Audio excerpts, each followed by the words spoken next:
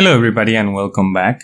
Today we're gonna be looking at a couple of small improvements that I think are pretty cool. Without further ado, let's just dive in to see the finished product, and from there I'll show you how it's done. Cool. So here we are in VR. As you can see, you may notice that now the line for the menu actually has a material, so it doesn't look as bad as before. Also for this demo I set up the stone house to have no requirements, so we can build as many as we want.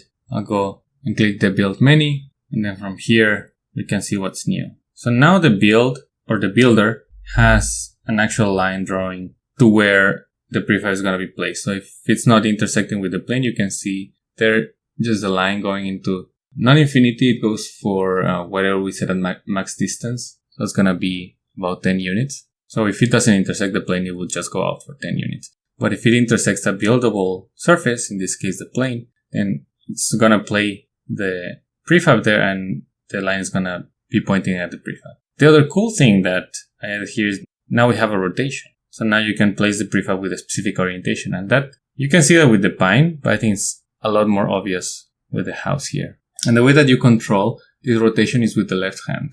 Technically you could set it for the right hand, but I think it would be quite difficult to both position the prefab and rotate the prefab with one hand. So I'm taking advantage of having two hands here, and then use the right hand to point where you want the prefab and use the left hand to decide the orientation. And then pull the trigger, and there it is. Now we can quickly choose the rotation and set a few houses here. And in a few seconds, we have created a small village. Alright, so how is this done? Well, first of all, let's look at the changes in the builder. In the actual editor, it may not be very obvious to see, but we added a few things here. First, we have a line renderer now. This is what draws the line between the hand and the prefab that we're positioning. And then we added here a should draw line boolean to the raycaster. We'll dig into the specifics here, but it'll be interesting to see in general how this works, because you'll see very soon, but setting this up in the raycaster breaks a little bit of the single responsibility principle for the raycaster,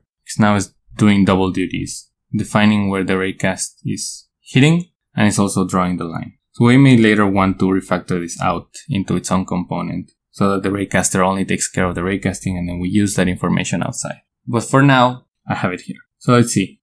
First, adding the should draw line here as a serialized boolean, so we can select whether we want to draw a line or not, although I think most of the time we'll want to, but putting that option in. Then we have the actual line renderer reference here that gets set up on awake, and then if we don't have a line renderer for whatever reason, we just put should draw line to false. Then in the update, if we should draw the line, then we call draw line. On enable and on disable, we're just turning the line renderer on and off, depending on whether we want to draw the line or not. And then here's the meat of the addition to the raycaster. Here's the draw line method.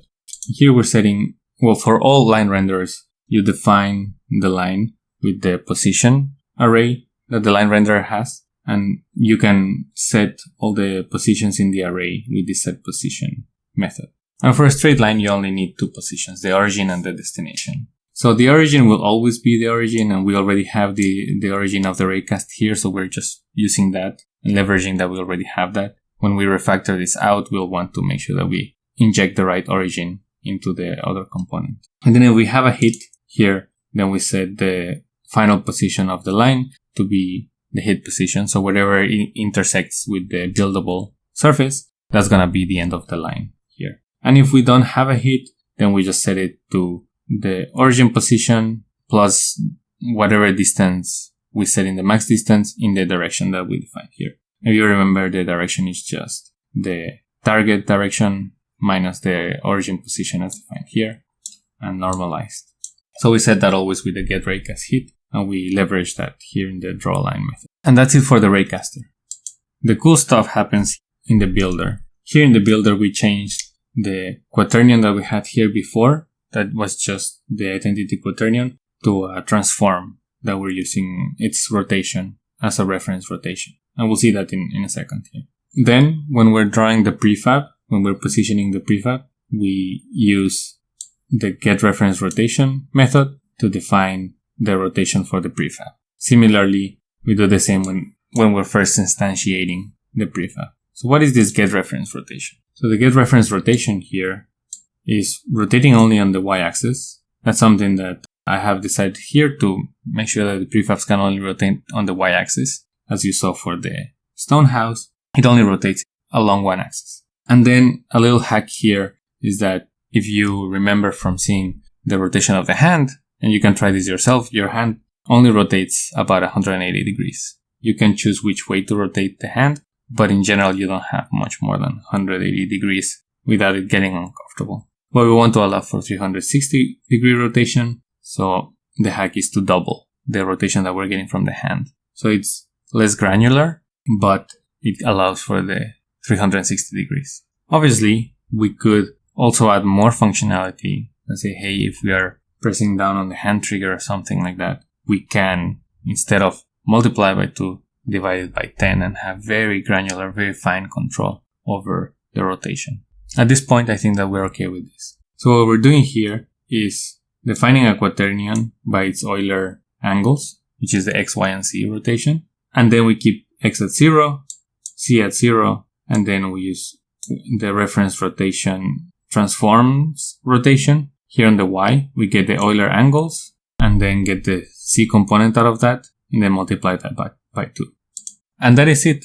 Let's just look at this again, now that we know how it's built. Alright, so here we're in VR. Let's do what we did last time. Start with the build, take the stone house, build many. Let's go with that. So you can see here we have the line. It starts here at the origin, and it goes all the way till it hits the point in the ground where it's intersecting. And if it doesn't hit the plane in the max distance, it just goes till max distance and then it stops. And then when we're intersecting with the plane, we're setting the prefab at the intersection point.